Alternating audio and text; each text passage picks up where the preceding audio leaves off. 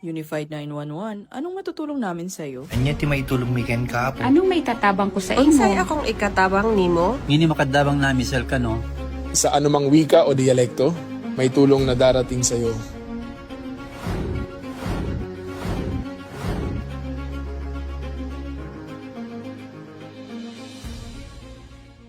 Lilingkod sa bawat Pilipino at magbibigay ng tamang impormasyon para sa tahimik at maayos na Pilipinas. Police News Network, alagad ng batas, tagapagtaguyod ng balitang pulis, sandigan ng mamamayan, patnubay ng katotohanan.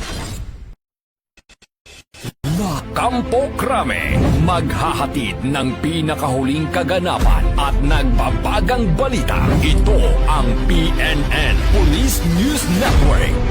At ngayon, ang inyong mga tagapagbalita. Magandang araw, Bagong Pilipinas. Ako ang inyong alagad ng batas, tagataguyod ng Balitang Pulis. Patrolwoman Jenny May Dolor Mabayaw mula sa Eastern Police District ng NCRPO. Maghahatid sa inyo ng tamang balita, kwento ng pulis at serbisyo para sa mamamayan. At ito ang Police News Online, ang pangunahing balita ng Police News Network. Alagad ng batas, tagataguyod ng Balitang Pulis.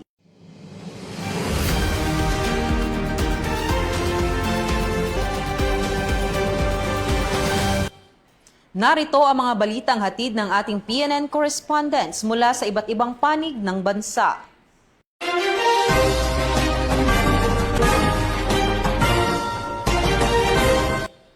Dalawang sospek sa pamamaril sa Sultan Dimaporo, Lanao del Norte ang voluntaryong sumuko sa mga otoridad kasunod ng pinaigting na police operations at agarang pagtugon ng kapulisan sa insidente. Mula sa Lanao del Norte Police Provincial Office, magbabalita dyan si Patrolman Kim Luna. Dalawang sospek na umano'y sangkot sa pamamaril na ikinasawi ng dalawang residente ng Pagadian City ang voluntaryong sumuko sa mga otoridad matapos ang tuloy-tuloy na follow-up investigation at hot pursuit operation sa Sultan Naga de Maporo, Lanao del Norte. Voluntaryong sumuko ang mga sospek na nakilala lamang sa alias Jam, 31 anyos, magsasaka at alias Nor, 30 anyos at walang trabaho, kapwa residente ng SMD. Ang kanilang pagsuko ay isinagawa sa pamamagitan ng pakikipag-ugnayan at negosasyon ng mga barangay officials. Sinundan nito na magsanib puwersang operasyon ng SND Municipal Police Station, Lanao del Norte Police Provincial Office, Regional Detection Team, SWAT Team, 2nd Provincial Mobile Force Company, 25th Maneuvering Company ng RMFB-10, 51st Mechanized Company ng Philippine Army at iba pang supporting units. Ang dalawang suspect ay umano'y konektado sa pamamaril sa Barangay Sugod, SND noong Agosto 7 na siyang ikinasawi ni na alias Jason, 37 anyos at Brian, 22 anyos, kapwa residente ng Pagadian City. Bumabiyahe umano ito patungong Lanao del Norte sakay ang kanyang bao-bao kasama ang isa pang individual na mangyari ang insidente.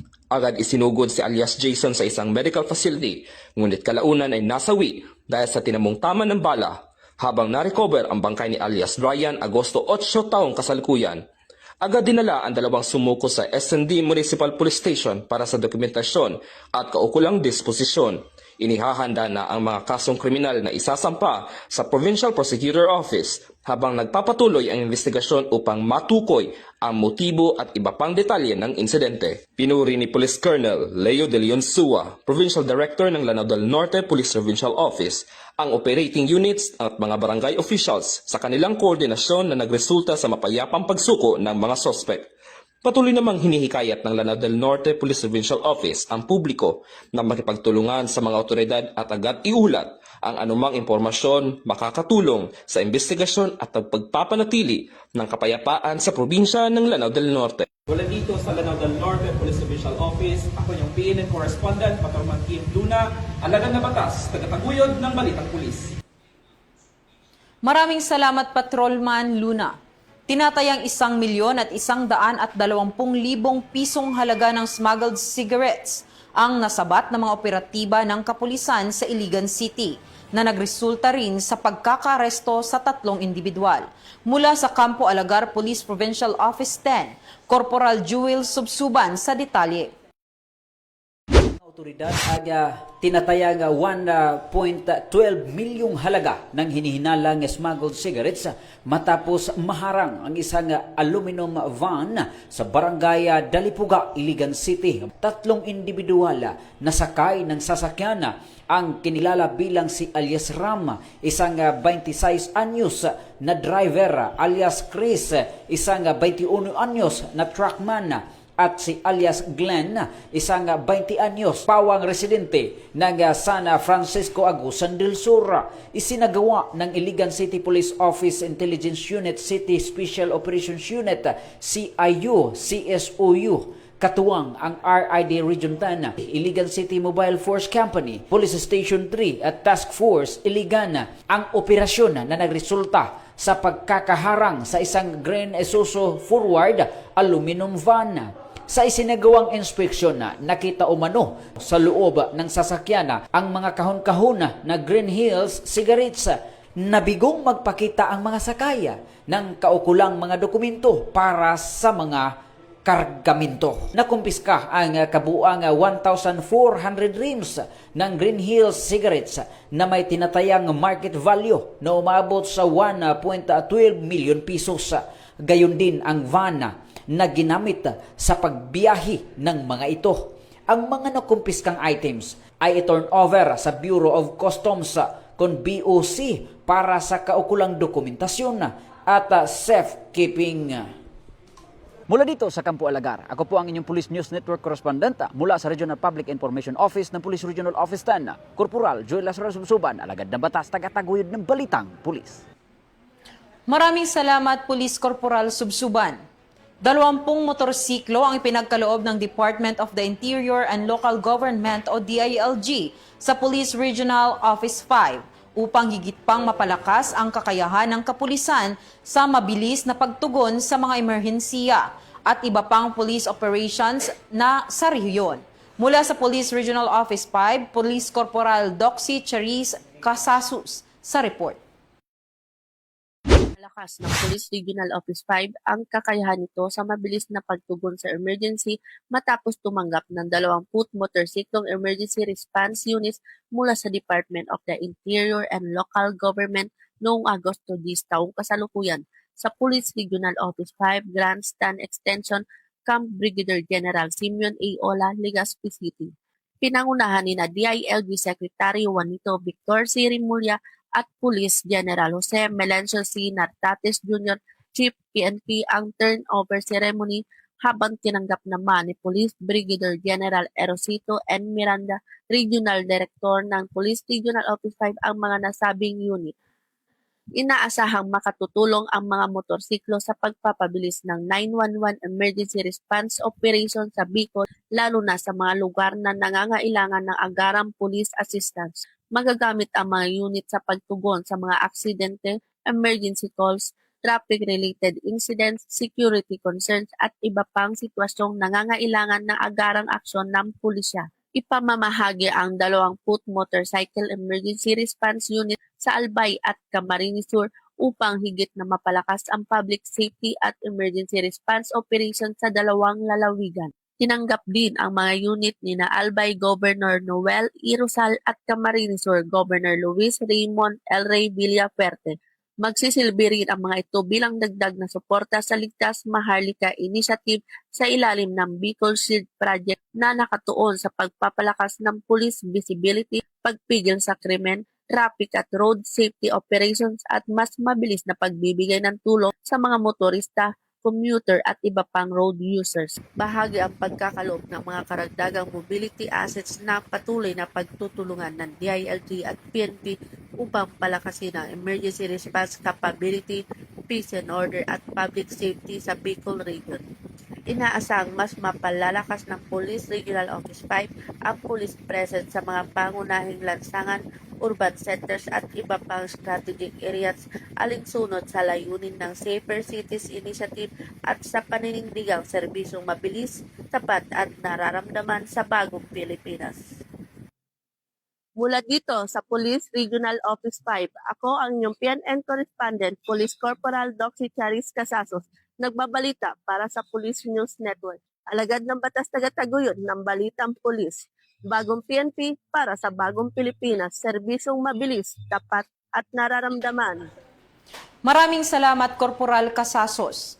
Isang lalaki ang naaresto ng mga tauhan ng Uson Municipal Police Station sa isang checkpoint sa Uson, Masbate matapos umanong makumpiskahan ng baril at hinihinalang shabu bilang bahagi ng pinaigting na police checkpoint operations. Mula sa Masbate Police Provincial Office, Patrolwoman Franzel May de Mesa magbabalita. Ang naresto matapos umanong tangkaing takasan ang isang police checkpoint at mahulihan ng hinihinalang iligal na droga at hindi lisensyadong baril sa bayan ng Uson, Masbate. Habang nagsasagawa ng regular na checkpoint operation ng mga operatiba, sinubukan umano ng suspect na umiwas sa checkpoint. Agad naman siyang naharang ng mga pulis. Sa gitna ng insidente, naghagis umano ang suspect ng isang berdeng lalagyan na kalaunay na pag-alamang naglalaman ng 6 na sachet ng hininalang shabu na may tinatayang timbang na 2 gramo at street market value na 13,600 piso. Sa isinagawang lawful search, na-recover din mula sa kanya ang isang kalibre 38 revolver na walang serial number, 2 bala at iba pang kagamitan. Nahaharap ngayon ng suspect sa kasong paglabag sa Republic Act 9165 o Comprehensive Dangerous Acts of 2002 at Republic Act 10591 o Comprehensive Firearms and Ammunition Regulation Act. Samantala, narito ang pahayag ng Chief of Police ng Uson Municipal Police Station. Nais namin pagbatid sa publiko na ang bawat checkpoint ay isinasagawa para sa kaligtasan ng lahat.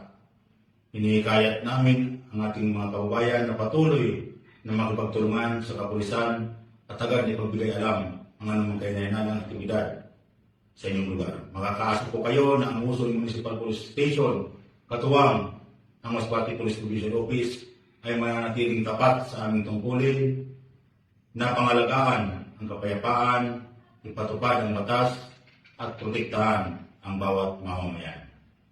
Ako po si Patrolwoman Franzel May de Mesa, nag-uulat para sa Police News Network at ito ang bagong PNP para sa bagong Pilipinas. Serbisyong mabilis, tapat at nararamdaman.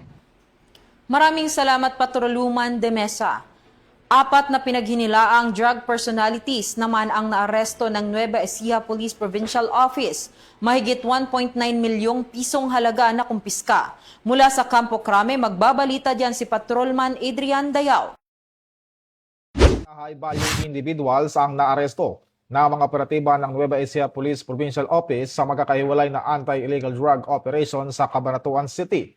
Sa operasyon sa Barangay Lagare, naaresto ang 2 lalaki at nakumpiska ang mahigit 5.6 kilo ng pinaniniwalaang marijuana, 305 gramo ng marijuana kush at ilang vape products na naglalaman ng cannabis vape products. Tinatayang 1.5 milyon ang kabuuang halaga ng mga nakumpiska na illegal na droga. Samantala sa Barangay Sumakab Norte, 2 high-value individual rin ang naaresto matapos makumpiskahan ng 58.86 gramo ng pinaniniwalaang shabu na nagkakalaga ng mahigit 400,000 piso. Sa kabuuan, umaabot sa mahigit 1.9 milyong pisong halaga ng nakumpiskang illegal na droga, kabilang ang shabu, marijuana kush at mga cannabis vape products. Ayon kay Police Colonel Richie Clarabal, Provincial Director ng Nueva Ecija Police Provincial Office, malaking hakbang ang operasyon sa kampanya laban sa illegal na droga. Naharap ngayon ang mga sospek sa kasong paglabag sa Republic Act 9165 o Comprehensive Dangerous Drug Act of 2002. Mula po dito sa himpilan ng Pambansang Pulisya ng Pilipinas, ako po si Patrolman Adrian Dayaw, nagbabalita bagong PNP para sa bagong Pilipinas, serbisyong mabilis, tapat at nararamdaman.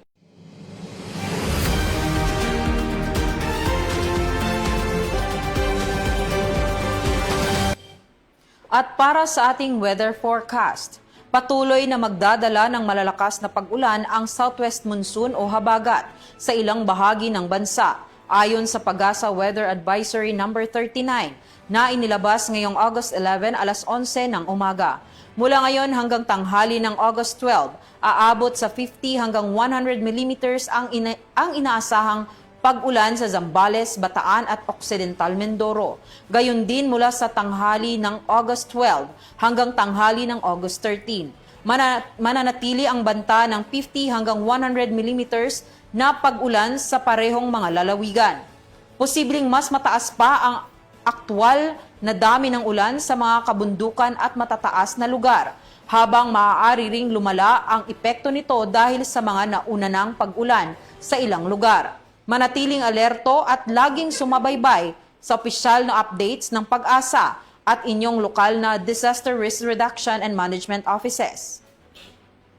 At yan ang mga balitang nakalap ng ating PNN correspondents mula Luzon, Visayas at Mindanao. Para sa mas malawak at mabilis na ulat ng mga balita, i-like, follow and share kami sa aming Facebook account ng Police News Network at sa Twitter account para sa mga real-time updates at YouTube channel para sa mga live stream at replays. Manatiling mapagmatyag at laging alamin ang totoo. Sa ngalan ng pamunuan ng Philippine National Police, sa pangunguna ni Chief PNP Police General Jose Melencio Nartatis Jr. at sa pamumuno ni President Ferdinand Bongbong Marcos Jr., kami ay maglilingkod sa bawat Pilipino at magbibigay ng tama at balansing balita. Mula rito sa tanggapan ng tagapag-ugnay ng Pambansang Pulisya, ako ang inyong alagad ng batas, tagataguyod ng Balitang Pulis, Patrolwoman Jenemy Dolor Mabayaw mula sa Eastern Police District ng NCRPO. Maghahatid ng tamang balita at serbisyo para sa mamamayan. At ito ang Police News Online, ang pangunahing balita ng Police News Network. At ito ang bagong PNP para sa bagong Pilipinas. Serbisyong mabilis, tapat at nararamdaman.